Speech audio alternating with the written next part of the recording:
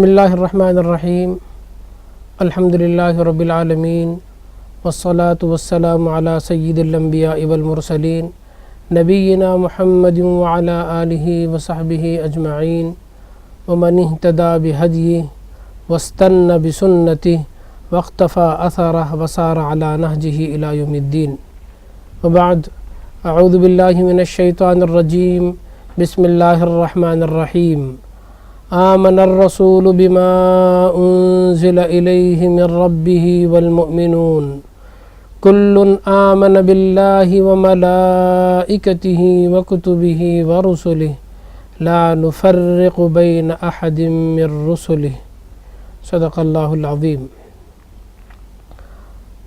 قابل احترام بزرگوں، بھائیوں اور معزز ناظرین، آج میں آپ کے سامنے قرآن کے امتیازی خصوصیات پر کچھ اہم باتیں ذکر کرنے کی سعادت حاصل کر رہا ہوں۔ قبل اس کے کہ قرآن کے امتیازی خصوصیات میں آپ کے سامنے رکھوں، میں قرآن سے متعلق کچھ بنیادی باتیں آپ کے سامنے رکھنا مناسب سمجھتا ہوں۔ سب سے پہلی بات یہ ہے کہ آسمانی ہدایت کا سلسلہ جو حضرت آدم علیہ السلام سے لے کر نبی آخر الزماں خاتم النبیین محمد الرسول اللہ صلی اللہ علیہ وسلم تک کبھی منقطع نہیں ہوا۔ یہ آسمانی کتابیں اسی تسلسل کی علامت اور شہادت ہیں۔ قرآن اسی تسلسل پر ایمان رکھنے کو جزو ایمان قرار دیتا ہے۔ جو آیت میں نے سورہ بقرہ کی آخری رکوع کی آپ کے سامنے پڑھی ہے، اللہ تعالیٰ نے اسی بات کی طرف اس میں اشارہ کیا ہے کہ رسول ایمان لے آئے اس چیز پر جو ان کی طرف نازل کی گئی ہے اپنے رب کی جانب سے، اور اسی طریقے سے تمام اہل ایمان بھی وہ ایمان لے آئے اللہ پر، اس کے فرشتوں پر، اس کی کتابوں پر اور اس کے رسولوں پر۔ تو یہ پہلی بنیادی حقیقت ہے کہ قرآن مجید اس آسمانی ہدایت کے تسلسل کا ایک حصہ ہے اور اسی کی آخری اور اختتامی کڑی ہے۔ دوسری بات یہ کہ قرآن جس دین کو پیش کرتا ہے وہ کوئی نیا دین نہیں ہے، وہ کوئی نیا دین نہیں ہے، ہاں وہ ایک نئی شریعت ضرور ہے۔ قرآن اسی دین کی تکمیل اور تبلیغ کرتا ہے جس کے لیے آدم علیہ السلام، نوح علیہ السلام، ابراہیم علیہ السلام، حضرت موسیٰ اور حضرت عیسیٰ علیہ السلام اس دنیا میں انبیاء کی حیثیت سے مبعوث کیے گئے تھے۔ اللہ تعالیٰ کا ارشاد ہے سورہ شورى آیت نمبر 13 میں، اللہ ارشاد فرماتے ہیں شرع لکم من الدین ما وصى به نوحا والذی اوحینا الیک وما وصینا به ابراہیم وموسیٰ وعیسیٰ ان اقیموا الدین ولا تتفرقوا فیہ۔ اس نے تمہارے لیے دین کا وہی طریقہ مقرر کیا ہے جس کا حکم اس نے نوح علیہ السلام کو دیا تھا، اور جسے اے محمد صلی اللہ علیہ وسلم اب تمہاری طرف ہم نے وحی کے ذریعے بھیجا ہے، اور جس کی ہدایت ہم ابراہیم کو اور موسیٰ اور عیسیٰ کو دے چکے ہیں، تاکہ تم دین قائم کرو، اس دین کو قائم کرو، اس دین کو اور اس میں متفرق نہ ہو جاؤ، قائم کرو اس دین کو اور اس میں متفرق نہ ہو جاؤ۔ تو یہ قرآن مجید اسی دین کو پیش کرتا ہے جو سارے انبیاء اللہ کے نبی صلی اللہ علیہ وسلم سے پہلے لے کر آئے تھے۔ یہ دوسری بات ہوئی۔ تیسری بات یہ ہے کہ قرآن کا مخاطب انسان ہے۔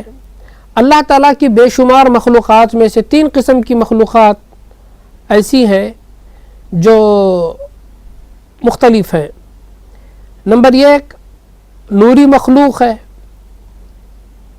جیسے فرشتے ہیں، اللہ تعالیٰ نے ان کو نور سے پیدا کیا ہے۔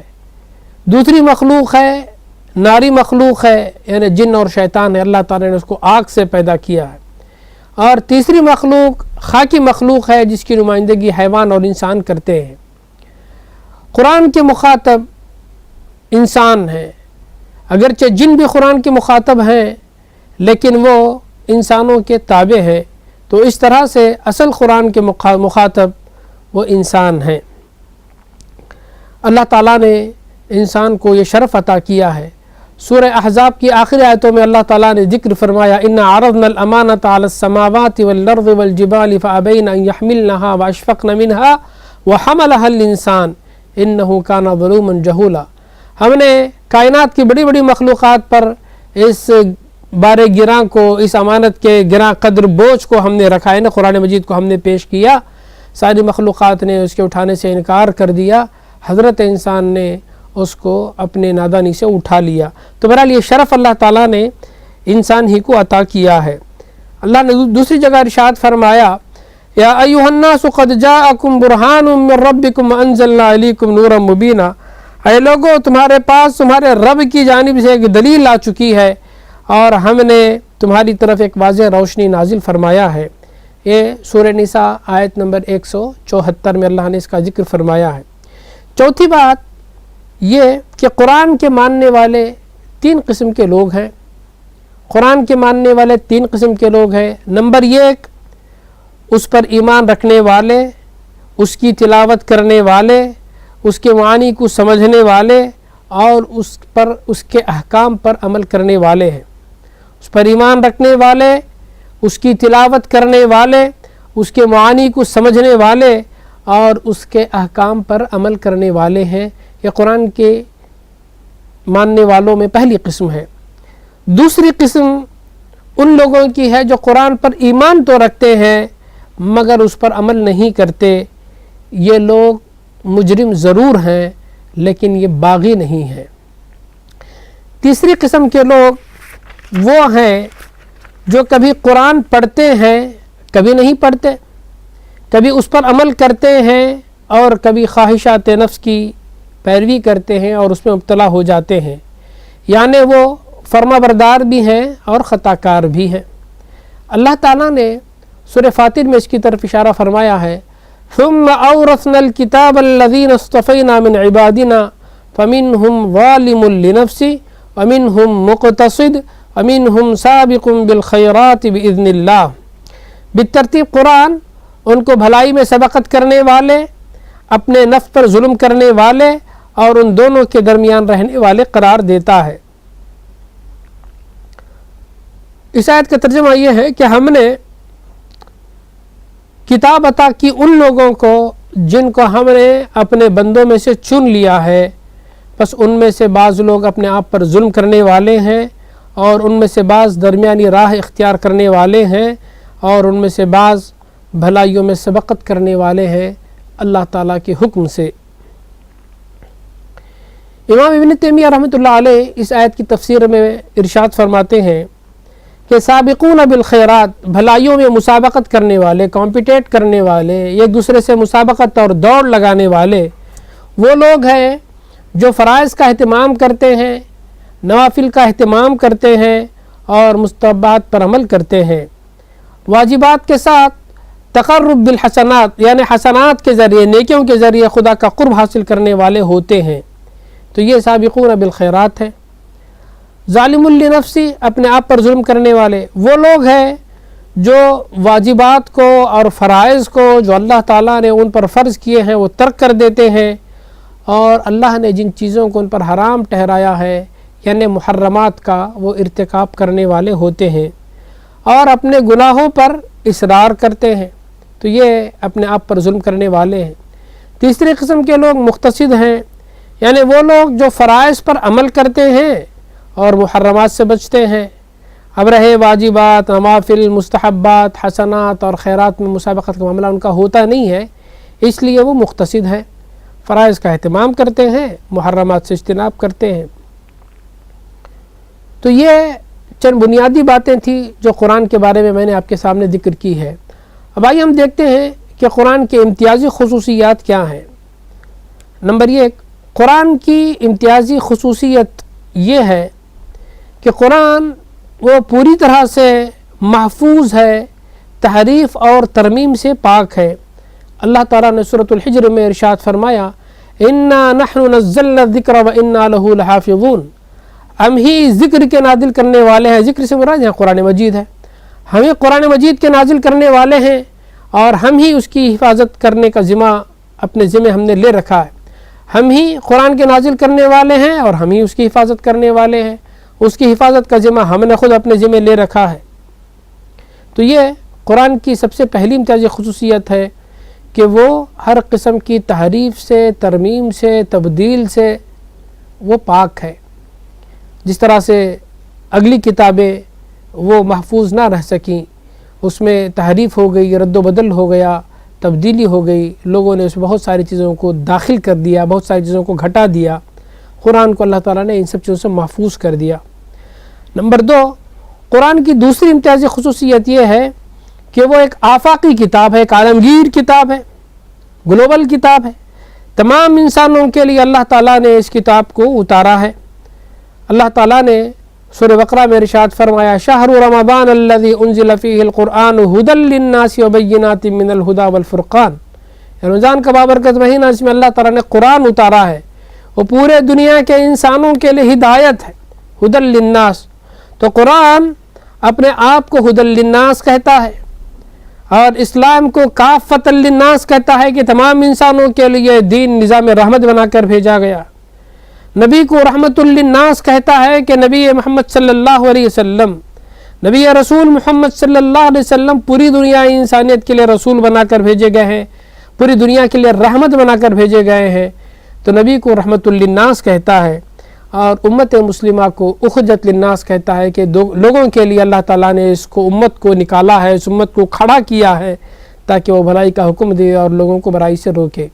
تو اس طرح سے قرآن ھدی للناس ہے، اسلام کافۃ للناس ہے، نبی رحمت للناس ہے اور امت مسلمہ اخرجت للناس ہے۔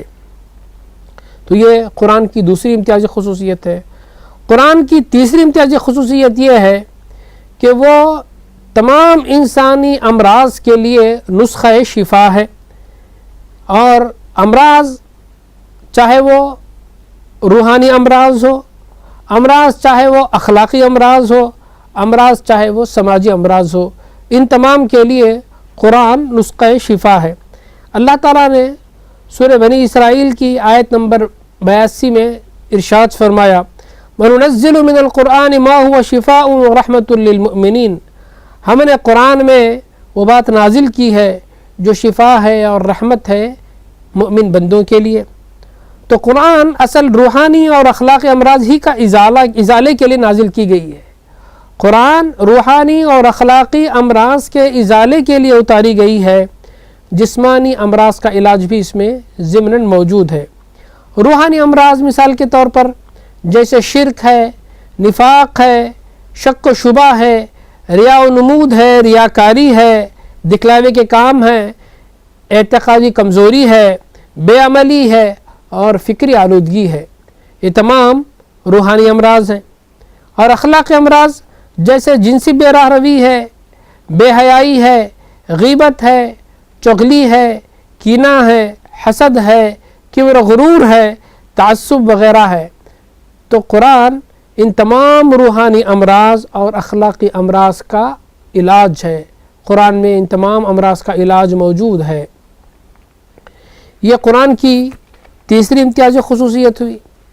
چوتھی قرآن کی امتیازی خصوصیت یہ ہے کہ قرآن میزان عمل ہے، میزان عادل ہے، میزان حسنات، میزان حیات ہے۔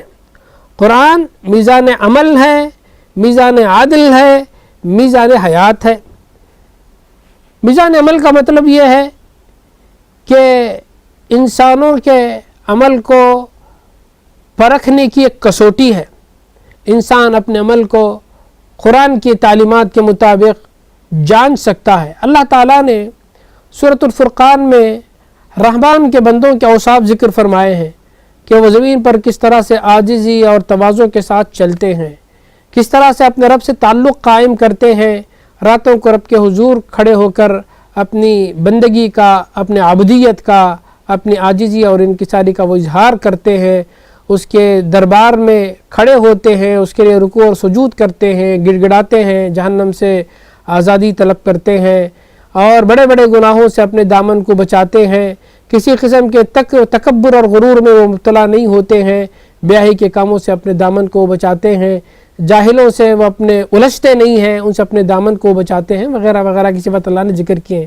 ایک مومن اگر رحمان کے بندوں کی صفات اپنے اندر پیدا کرنا چاہتا ہے تو وہ ان اوصاف سے اپنا موازنہ کر کے اپنے اعمال کو وہ ٹھیک ٹھاک کر سکتا ہے۔ تو یہ بطور مثال میں نے ذکر کیا ہے، اسے بے شمار اخلاقیات قرآن میں ذکر کیے گئے ہیں۔ تو اس میزان پر انسانوں کے قیام مطلوب ہے، اس میزان پر انسانوں کا قیام مطلوب ہے، اسی میزان کے مطابق زندگی گزارنے کا حکم دیا گیا ہے، باہمی تعلقات ہو یا باہمی معاملات ہو اسی میزان کے مطابق ہونی چاہیے۔ قیامت کے دن اسی میزان پر لوگوں کے اعمال تولے جائیں گے تو قرآن میزان احتساب بھی ہوگا۔ تو اس طرح سے میزان عمل بھی ہے، میزان عدل بھی ہے، میزان حیات بھی ہے، اور زمین پر نظام عدل و قسط، انصاف کا نظام، عدل کا قیام اسی قرآن مجید کی تعلیمات اور احکام سے ممکن ہو سکتا ہے۔ تو اللہ تعالیٰ نے سورہ شورى آیت نمبر 17 میں ارشاد فرمایا، اللہ الذی انزل الکتاب بالحق والمیزان، اللہ تعالیٰ ہی ہے جس نے اس کتاب کو حق کے ساتھ اور میزان کے ساتھ نازل فرمایا۔ اور پھر اللہ کے نبی صلی اللہ علیہ وسلم نے ارشاد فرمایا، القرآن حجت لک او حجت علیک، قرآن یا تو آپ کے حق میں گواہی دینے والا ہوگا یا تو آپ کے خلاف میں گواہی دے گا۔ آپ اگر اس کے حقوق کو ادا کرنے والے ہیں اور اس پر عمل کرنے والے ہیں، اس پر ایمان رکھنے والے ہیں تو آپ کے حق میں گواہی دے گا۔ اگر آپ اس پر ایمان رکھنے والے نہیں ہیں، اس پر عمل کرنے والے نہیں ہیں، اس کے حقوق کو ادا کرنے والے نہیں ہیں تو آپ کے خلاف میں گواہی دے گا۔ اللہ کے نبی صلی اللہ علیہ وسلم نے بعد میں ارشاد فرمائی، ان اللہ یرفع بہذا الکتاب اقواما ویضع بہ آخرین، اللہ تعالیٰ اس کتاب کے ذریعے بہت ساری قوموں کو بلندی اور عروج عطا کرتے ہیں، اور بہت ساری قوموں کو اس قرآن کے ذریعے اللہ تعالیٰ اوپر سے نیچے گرا دیتے ہیں۔ وہ زمانے میں معزز تھے مسلمان ہو کر اور آج ہم خوار ہوئے تاریک قرآن ہو کر، وہ زمانے میں معزز تھے مسلمان ہو کر اور آج ہم خوار ہوئے تاریک قرآن ہو کر۔ تو جو اس کتاب کو لے کر کھڑے ہو جاتے ہیں، اس کے احکامات پر عمل کرتے ہیں، اس کی دعوت کو عام کرتے ہیں اور معاشرے میں اس کے احکام کو جاری و ساری کرتے ہیں اور اس کا عملی نمونہ پیش کرتے ہیں، اللہ تعالیٰ ان قوموں کو عروج پر لے جاتا ہے، ان قوموں کو آسمان کی بلندیوں پر لے جاتا ہے، اور جو اس کتاب کو لے کر بیٹھ جاتے ہیں تو پھر اللہ تعالیٰ ان کو اوپر سے نیچے گرا دیتا ہے۔ تو یہ قرآن کی چوتھی امتیازی خصوصیت ہوئی۔ قرآن کی پانچویں امتیازی خصوصیت یہ ہے کہ وہ ایک ضابط حیات ہے، دستور زندگی ہے، زندگی کی مشکلات کا حل ہے، انفرادی اور اجتماعی زندگی کے سارے پہلوؤں پر وہ حاوی ہے، اور قرآن انسان کی ہمہ جہتی رہنمائی کرتا ہے۔ اللہ تعالیٰ نے سورہ نحل آیت نمبر 89 میں ذکر فرمایا، وَنَزَّلْنَا عَلَيْكَ الْكِتَابَ تِبْيَانًا لِكُلِّ شَيْءٍ وَهُدًى وَرَحْمَةً وَبُشْرَىٰ لِلْمُسْلِمِينَ، ہم نے تم پر کتاب نازل فرمائی ہے جو ہر چیز کو کھول کھول کر واضح طور پر بیان کرتی ہے، وہ ہدایت بھی ہے، رحمت بھی ہے، خوشخبری بھی ہے مسلمانوں کے لیے۔ قرآن کی چھٹی امتیازی خصوصیت یہ ہے کہ قرآن علم اور عبادت دونوں کا مجموعہ ہے۔ قرآن ذکر بھی ہے اور فکر بھی، قرآن علم بھی ہے، عبادت بھی، برخلاف اس کے دیگر عبادتیں ہیں جیسے نماز ہے، روزہ ہے، زکوٰۃ ہے، حج ہے، جہاد ہے، یہ سب صرف عبادتیں ہیں، اس میں علم نہیں ہے۔ لیکن قرآن عبادت بھی ہے اور علم بھی ہے، اور عبادت ایسی عبادت کہ اپنے پڑھنے والوں کے لیے وہ قیامت کے دن سفارشی ہوگا، اور علم ایسا علم کہ اس سے زیادہ معتبر، یقینی اور بابرکت کوئی دوسرا علم نہیں ہو سکتا ہے۔ قرآن نے جو کہا سراسر علم ہے، جو بات اس نے کہی وہ انتہائی معتبر اور یقینی ہے، اس میں کسی طرح کی کسی شک و شبہ کی کوئی گنجائش نہیں ہے۔ قرآن کی ساتویں امتیازی خصوصیت یہ ہے کہ قرآن کا یاد کرنا آسان ہے، اللہ نے اس کے یاد کرنے کو آسان بنایا ہے۔ سورہ قمر میں اللہ تعالیٰ نے اس آیت کو بار بار دہرایا ہے، وَلَقَدْ يَسَّرْنَا الْقُرْآنَ لِلذِّكْرِ فَهَلْ مِن مُدَّكِرٍ، ہم نے قرآن کو آسان کیا ہے یاد کرنے کے لیے، ہے کوئی یاد کرنے والا۔ دنیا کے بے شمار مقدس کی کتابیں مختلف مذاہب کے لوگوں کے پاس پائی جاتی ہیں، عہد نامہ عتیق ہے، عہد نامہ جدید ہے، وید ہے، گرو گرنتھ ہے، یہ وہ ساری کتابیں ہیں۔ آپ کو ان مذہبی کتابوں کا کوئی ایک فرض بھی دنیا میں کہیں بھی یاد کرنے والا جس نے اس کو اپنے سینے میں محفوظ کر لیا ہو نہیں ملے گا، لیکن قرآن مجید کے حفاظ کروڑوں کی تعداد میں ساری دنیا میں آپ کو ملیں گے۔ تو یہ قرآن کا اعجاز ہے، قرآن کا امتیاز ہے کہ دوسری کوئی کتاب اتنے محفوظ طریقے سے سینوں میں نہیں اتاری جا سکتی ہے، لیکن یہ قرآن کا اعجاز ہے کہ کروڑوں انسانوں نے اس کتاب کو اس کے ماننے والوں میں سے اپنے سینوں میں اتار لیا ہے، وہ حفاظ کرام ہیں۔ قرآن کی 8ویں امتیازی خصوصیت یہ ہے کہ اس کے معارف لامتناہی ہیں اور اس کے عجائبات لامحدود ہیں، جن کا احاطہ کرنا کسی انسان کے بس کی بات نہیں ہے۔ حضرت علی رضی اللہ تعالیٰ عنہ کی مشہور حدیث ہے جس میں انہوں نے قرآن کا تعارف کراتے ہوئے بہت ساری باتیں ذکر کی ہیں کہ اس میں ماضی کے لوگوں کے قصے بھی ہیں، حال کی باتیں بھی ہیں، مستقبل کی خبریں بھی ہیں، اور اس کے عجائبات کبھی ختم ہونے والے نہیں ہیں، اس کے معارف لامتناہی ہیں، اور علماء قیامت تک اس سے سیراب نہیں ہو سکتے۔ صحابہ نے جس طرح سے اس کتاب کو سمجھا، بعد کے لوگوں نے اس میں نئی نئی چیزوں کو مستنبط کیا، اور جدید دور میں علماء نے اس پر غور و فکر کر کے نئے نئے انکشافات کیے، اور پھر قیامت تک اس طرح سے تحقیق کرنے والے اہل علم، علماء، اہل فکر، اہل دانش، ارباب حل و عقد وہ آتے رہیں گے اور اس پر غور و فکر کرتے رہیں گے، اور پورے انسانوں کو اس سے رہنمائی وہ دیتے رہیں گے۔ اللہ تعالیٰ نئی نئی چیزیں، نئے نئے استنباطات، نئے نئی باتیں اللہ تعالیٰ اس قرآن سے ظاہر فرماتے رہیں گے۔ تو برائے سلسلہ قیامت تک یہ چلتا رہے گا۔ قرآن کی آخری 9ویں امتیازی خصوصیت یہ ہے، 9ویں اور آخری امتیازی خصوصیت یہ ہے کہ قرآن قائد ہے اور امام ہے۔ اللہ کے نبی صلی اللہ علیہ وسلم نے فرمایا، القرآن شافع مشفع ومجادل مصدق من جعلہ اماما قادہ الی الجنہ ومن جعلہ خلف ظہرہ ساقہ الی النار، کہ قرآن ایک ایسا شفیع ہے کہ جس کی شفاعت قابل قبول ہے، اور آپ کے حق میں لڑنے والا ہے، اور ایسے لڑنے والا ہے کہ جس کا مجادلہ مسلم ہے، وہ آپ کے حق میں کھڑا ہو کر لڑے گا، آپ کے لیے لڑے گا، اور جو کوئی اس کو امام بنا لے گا، جو کوئی اس کو رہنما بنا لے گا، اس کو وہ جنت کی راہ پر لے جائے گا، اور جو کوئی اس کو اپنے پیٹھ پیچھے ڈال دے گا تو وہ اس کو جہنم کی طرف لے جائے گا۔ تو اس طرح سے میں نے قرآن کے بہت سارے امتیازی خصوصیات آپ کے سامنے بیان کیے ہیں۔ پہلے تو میں نے کچھ بنیادی باتیں آپ کے سامنے رکھی، پھر میں نے قرآن کی امتیازی خصوصیات آپ کے سامنے بیان فرمائی۔